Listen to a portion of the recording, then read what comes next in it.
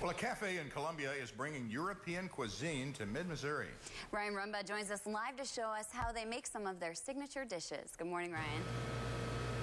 Good morning, Dick and Megan. I gotta say, this is one of the coolest places I've been to so far since I've started doing this show. We're here this morning in Columbia at Günter Hans Café with Lydia. Good morning. Good morning. This place is super cute. Thanks. I love it. I love it. I love it. And okay, I'm sorry, you're really young and you're the owner of this place. Tell me about that. Yeah, I'm 27, I think. And we started about 6 months ago. We just, the idea really came in 2009 when I studied abroad. I went to Europe, I lived in Belgium, and I fell in love with everything. I mean, from the moment I got off the train station and realized that they had waffles in the train station, it just blew my mind, and I absolutely loved it. So the goal was to bring some of that back here, just odds and ends that people don't really see that often. Yeah, definitely. You know, so they can try it too.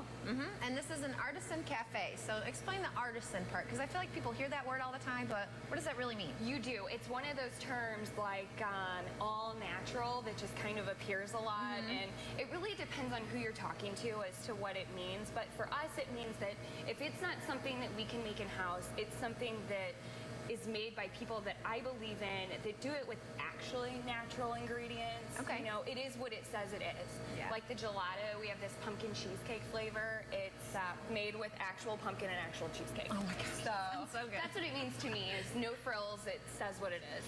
And this is a cafe. You say you don't have the biggest menu, and it's not a restaurant. You don't expect to get an extensive menu. Right.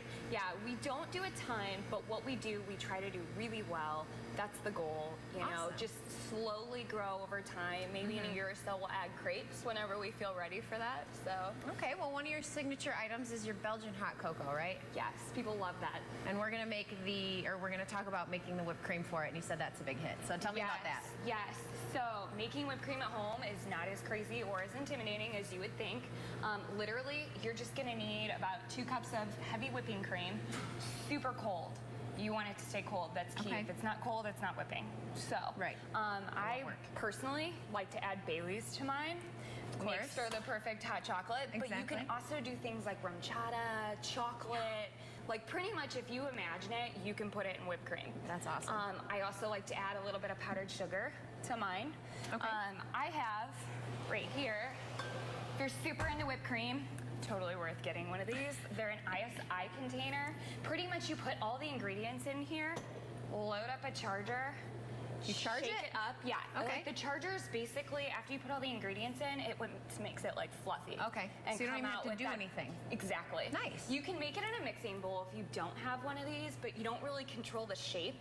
Or unless you put it in, like, you could put it in a pastry bag and pipe it with different tips. Okay.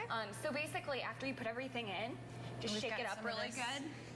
I always use a plate first just to make sure, because you never know with whipped cream and things that are charged how they're going to come out. We go. Like this needs a little bit more shaking.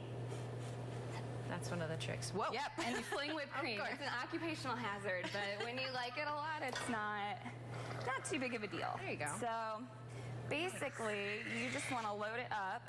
Oop. See?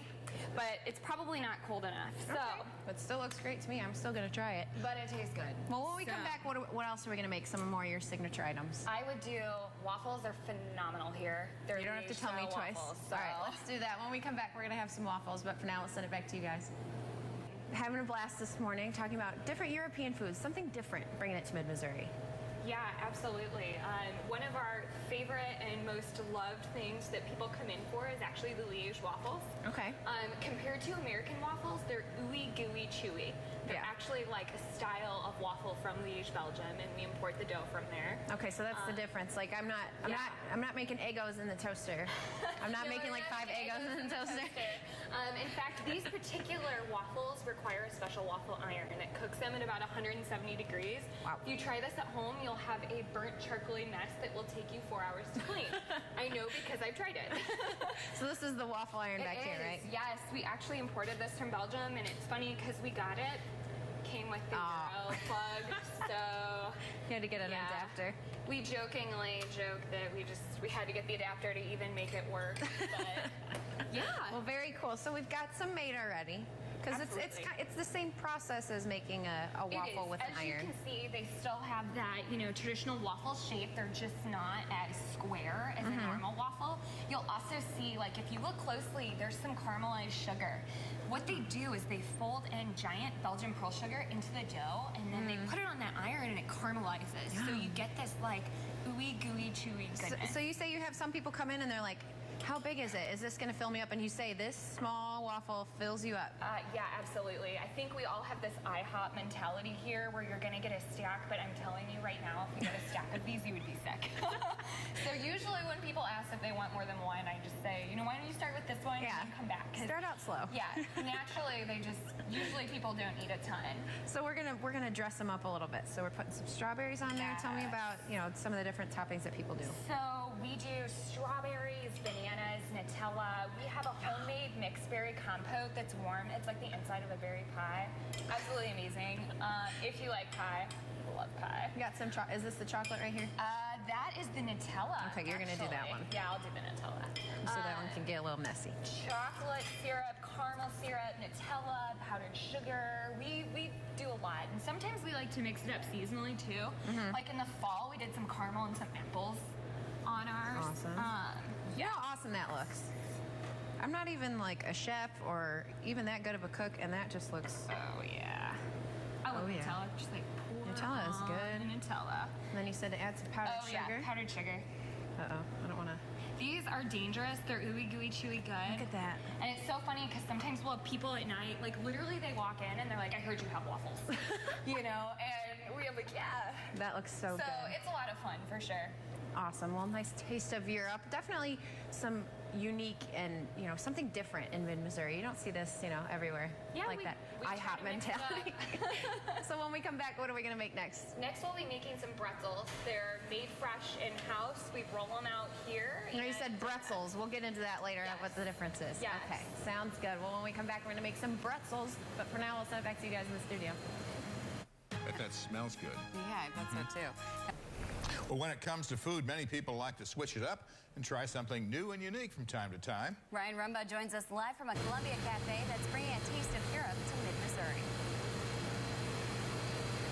Good morning, guys. Yes, different and unique. That's what this place is all about. I'm here at Günter Hans Café in Columbia, and I'm here with Lydia. Good morning. Good morning. So we've made some Belgian hot chocolate with this awesome whipped cream, and then we made some waffles, which are a little bit different, which were awesome, and I'm super full because I ate it.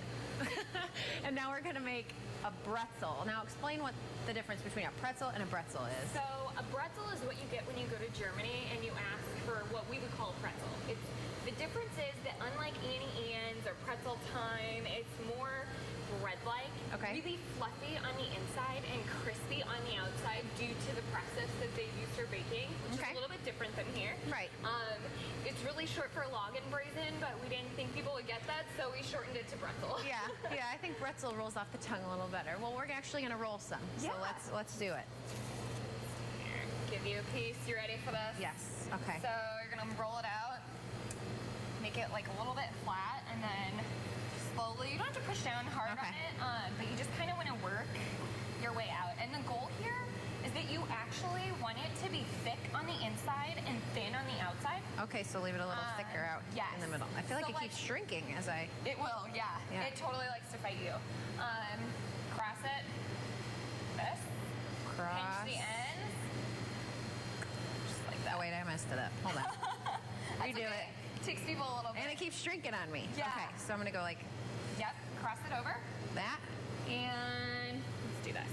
Oh. There you go. That was a lot better. And then like that. Nice. And then you just pop it in the oven. Yeah, so what you get and what you want at the end is this really thick, fluffy bottom and thin little arms is what they call them. And that's because there's people that like the really thick part of the pretzel and there's people that like the thin, crispy part. So it's kind of the best of both worlds. Yeah. Whereas when you go to the mall, you get a pretzel that definitely greasy good, but it's not like fluffy, fresh bread, they're thinner. freshly baked good. Right, they're thinner. Now here you have a lot of European beers and things like that, and you can get a liter when you get, or you get a pretzel. I keep saying pretzel. Bretzel when you get a liter. Tell me about the different kinds of beers you guys have. So we carry a wide assortment of beers that are all imported imported from Europe. If it's not imported, we do carry some domestic beers that fit certain criteria. So like Schlafly Kolsch won a gold medal in 2010. We carry that because it's very specific to a Kolsch beer in Germany. So it's very similar, and it's from Missouri. So. Yeah, exactly. So kind of best of both worlds. Yeah. Otherwise, we try to get a wide variety from Germany, England, any type of European country. And the deal is, when you get a liter of beer, you get a free pretzel. So, I feel like you're going to need the pretzel when you get a liter of beer. Well, actually, it sounds like a lot. It's really about 2 pints. It's a little bit more. Okay. So if you were going to get 2 beers, you might as well get the liter, get a little bit more beer, you get a free pretzel. Cool mug. Win-win, all for the price of 2 pints. So, yeah, definitely a popular option here. People take us up on it a lot. Now, your hours are a little bit different. We were chatting before. You're not open for, that lunch rush, because you said some people just don't, come in for the beer. So you're open a little bit later. Tell me about that. Yes, we are open Monday through Thursday, starting at 4 o'clock. Okay. In the afternoon, we're open till 11 that evening. Fridays are a little bit different. We're open at 11 a.m., just like we are on Saturdays. And we stay open late till 1 in the morning, do the bar crowd. Yeah, get some pretzels after your... Fridays, we're actually going to start grilling brats fresh off the grill. We're really excited about that. That's coming soon. And Saturday mornings, we do our waffle bar. So the waffles you tried earlier. Yep, you come in, deck it out however you want, and includes mimosa or Irish coffee. That's awesome. Well, thank you for having us today. Yeah, thank you so much. Come out to Günter Hans and try some of their awesome food and grab a pint and a pretzel. For now, we'll send it back to you guys in the studio.